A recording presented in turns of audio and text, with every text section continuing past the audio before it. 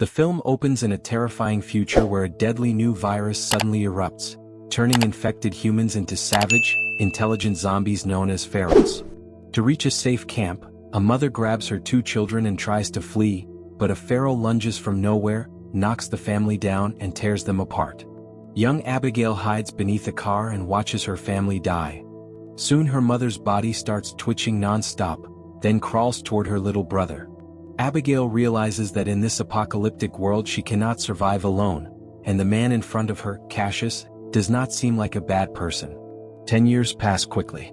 The whole world has become a broken ruin with zombies wandering everywhere. Abigail has grown into a teenager, struggling to survive in this end times alongside Cassius. One late night the trap outside their camp suddenly triggers. Cassius stands up alert to check and finds only a tuft of fur left at the scene, probably from a small animal that passed by. But Cassius does not let his guard down because zombies are also evolving and have some intelligence, and the one here is just a scout. The two do not dare waste any time and set out to find a new camp. Just as Abigail is happily thinking about living near the amusement park, the horses suddenly get spooked. Sensing something wrong, the two quickly grab their sniper rifles and take high ground. They see a pair of survivors being attacked by zombies. Abigail shoots decisively, but in her nervousness she accidentally hits one of the survivors. After 2 shots finish the zombies, the two go to collect their supplies. Just as they prepare to leave, 2 cars suddenly appear behind them. Clearly they are the dead guy's companions.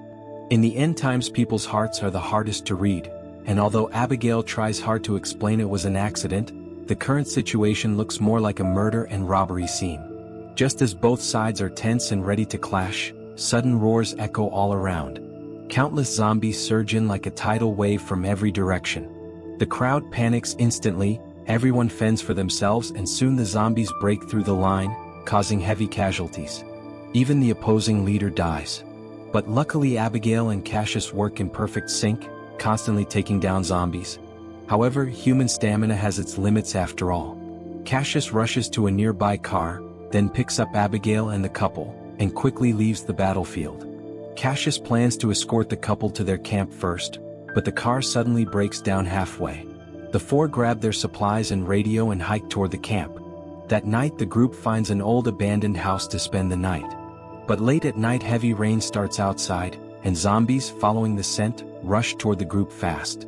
The next morning Abigail, who is on rooftop sentry, suddenly hears a low growl. Just as she prepares to notify Cassius, a shadow flashes before her eyes and Abigail becomes alert immediately. Soon the main zombie horde also arrives here, having smelled the living. One zombie charges into the house but is instantly blown to pieces by the landmine Cassius buried. On the other side, since Megan is pregnant, the group cannot move too fast. Abigail looks around and suddenly feels something familiar. It turns out her father was a pilot who, when she was little, often took her to a small airport nearby to play, where dozens of planes used to be parked and perhaps some could still be used. Seeing the 3 agree on the plan, the reluctant Cassius decides to head to the airport first. Along the way, in an abandoned car by the roadside, they discover a wheelchair, which speeds the group up considerably. Not long after, the airport appears in front of them, but it is completely empty with no planes in sight.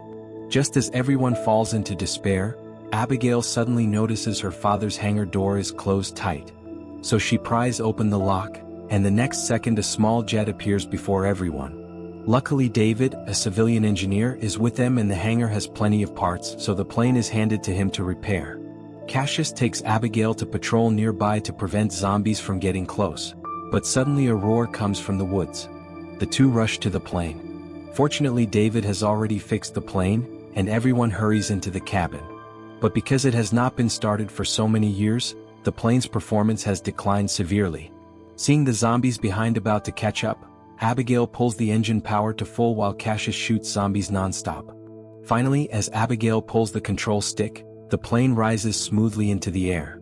The survivors who made it through the ordeal finally breathe a sigh of relief. But suddenly the plane's engine pours out thick smoke and plunges straight toward the ground.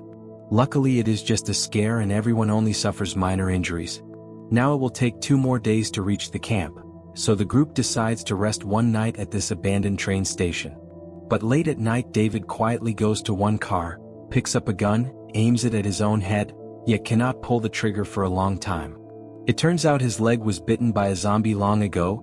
The wound was not deep and far from the brain, so he has not turned yet. The next morning the group continues toward the camp, but David puts on sunglasses, his face pale and his body cannot stop trembling. Suddenly Cassius catches him off guard and pins David against a tree. He had already seen the signs.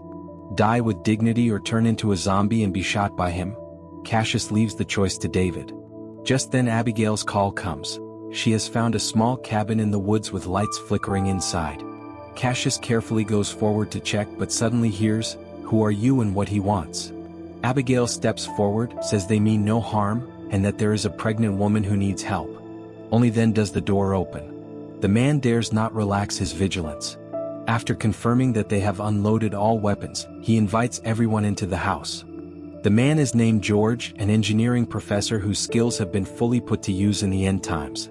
The house has complete water and electricity, exactly the same as before the apocalypse. George warmly hosts everyone because no guests have come here for many years.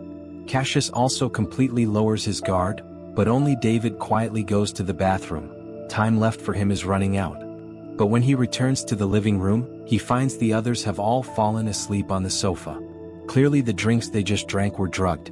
The machine in George's hand can emit a specific sound wave that humans cannot hear but that causes zombies extreme pain. When everyone wakes up, they discover they are tied up in a basement. It turns out George has been researching ways to control zombies all these years, and even his own wife became a test subject. George releases him and prepares to infect the other three into zombies. The man turns and runs.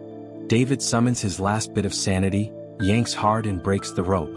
Abigail quickly snatches the other's car keys and tries to drive away from there, but unfortunately Megan's water breaks early and the group of zombies that has been following them also arrives. The big guy blocks in front of the car. Cassius rams him without hesitation, but the other side has already developed a trace of intelligence. Now the camp is not far, but the zombies are too fast and on the winding, twisting mountain road they simply cannot shake them off. When it rains it pours and a thick tree trunk lies across the middle of the road. The group has no choice but to get out of the car and fight the zombies, but by now they are out of ammunition and supplies. David no longer hesitates. He tells Cassius to take his wife and child and leave quickly while he stays behind to cover for everyone.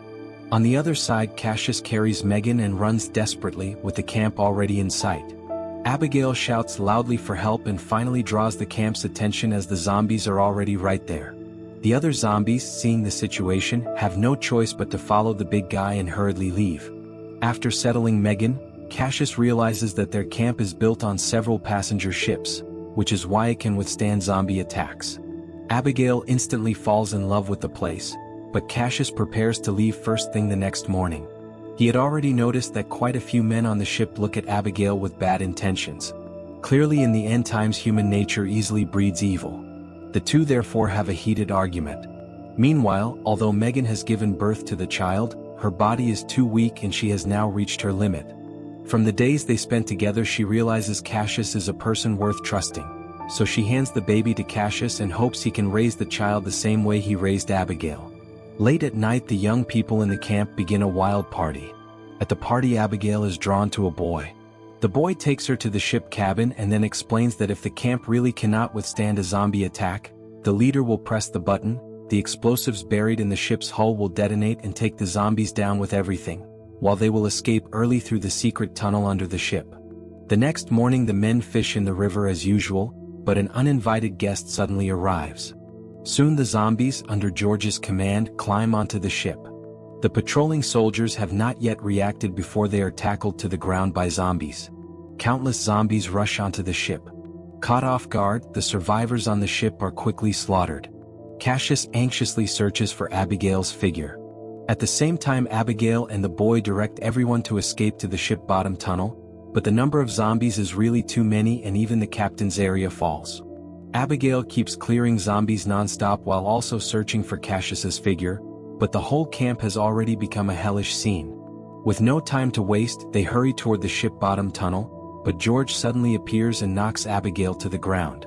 Cassius angrily charges forward but is tackled into the ship cabin by a zombie that George casually summons. Using his last bit of strength, Cassius stabs the dagger into the opponent's neck. Seeing George step closer and closer with zombies already surrounding them on all sides, but the villain never knows he will die from talking too much. Cassius spots the chance, rushes forward, and smashes his arm hard against the wall. With Abigail's help, Cassius escapes from the ship cabin. But just as the two prepare to head to the tunnel, one zombie grabs Abigail. Luckily, Cassius acts in time and knocks it down to the ground with a stick. But Abigail is shocked to discover that on the zombie's bracelet her own name is engraved. The zombie right in front of her is exactly her father. With no time to grieve, the two hurry toward the ship bottom tunnel. On the opposite shore, the boy, under the urging of the other survivors, presses the detonation button. With wave after wave of explosions, the whole camp instantly turns into ashes. But just as everyone thinks they have escaped to safety, one zombie that slipped through suddenly rushes out. It turns out he is Abigail's father, who had already turned into a zombie. Cassius charges forward without hesitation and wrestles with him. After turning, human strength surges and Cassius gradually falls into a disadvantage. But one is her biological father and the other is the man who raised her for 10 years. Abigail really cannot bring herself to shoot. Luckily, the zombie bites Cassius on the arm. After surviving the disaster, the two hug each other tightly, and the two of them will lead the other survivors in continuing to search for a new home.